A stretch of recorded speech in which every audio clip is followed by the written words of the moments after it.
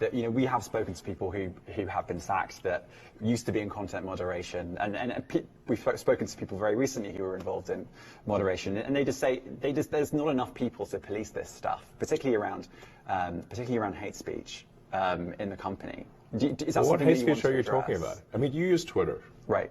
Do you see a rise in hate speech? I mean, but just a personal anecdote, like what do you? I don't. Personally, my For You, I would see I get more of that kind of content, yeah, personally. But I'm not going to talk to the rest of for the rest of Twitter. So you see more hate speech personally? I would say I would see more hateful content in that. Content you don't like or hateful? What do you mean to describe a hateful thing?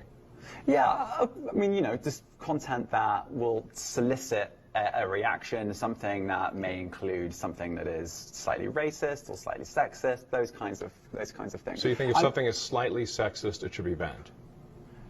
No, is that what you're saying? I'm not saying anything. I'm just curious. I'm trying to understand what you mean by hateful content, and I'm asking for specific examples.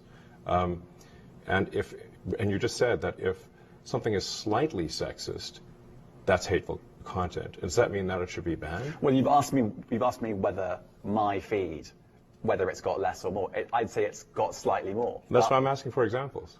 Can you name one example? I honestly don't. Honestly, I don't. You can't name a single example. I'll tell you why.